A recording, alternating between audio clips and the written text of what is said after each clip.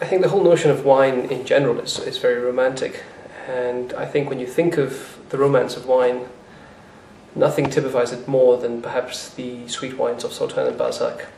They are quite delicious, and what makes them so special, I guess, is their amazing range of flavors, their spectrum that you get from sort of the light, refreshing, fleshy fruits, things like apricots and peaches, all the way across to spices, ginger and vanilla and anise, and then of course into the richer, more succulent profile, things like marmalade and nuts. It really is quite a romantic notion when you think of how delicious these wines can taste and what adventure you can go on, what a sensory adventure you can go on, just by sniffing, by tasting a glass of this delicious wine. And having such a broad spectrum of flavors, naturally these sorts of wines go very well with a host of foods, and not only the sweet wines and sweet food. I guess a very well known equation that works very well.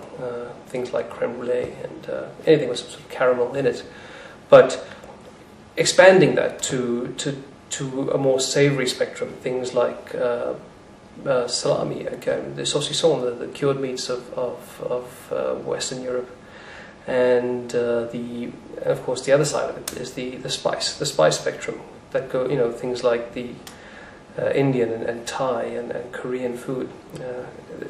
It just shows what a magical combination this wine can be with this spectrum of food, and it's certainly the future of this wine is moving away from the special occasion, the dessert style of wine, which it is, and it's nothing is better to celebrate a special occasion than a bottle of or a glass of Sauternes and Barsac.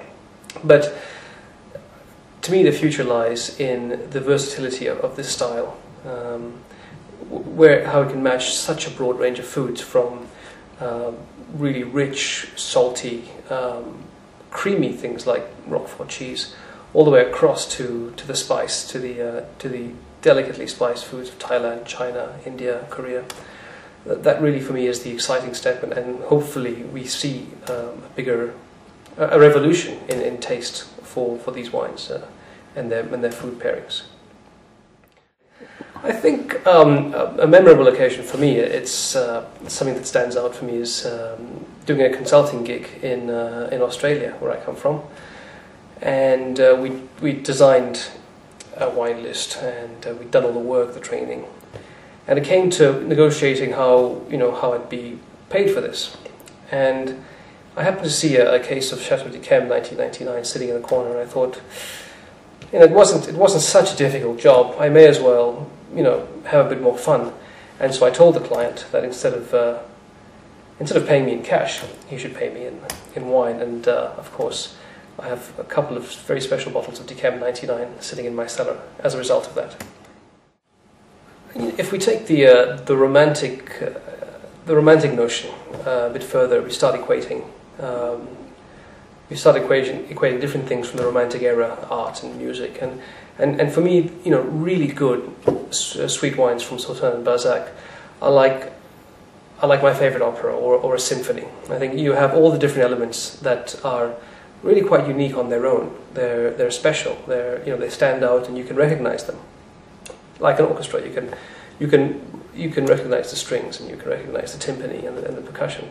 But I think coming together, when you can look at the wine in the glass, and you can inhale that really special, sort of slightly sweet and spicy aroma. It's like there's a conductor in the air, and he's conducting the symphony of flavors, and it's just like the romantic symphonies of Mozart or Dvorak, or the operas of Puccini. Quite a magical combination.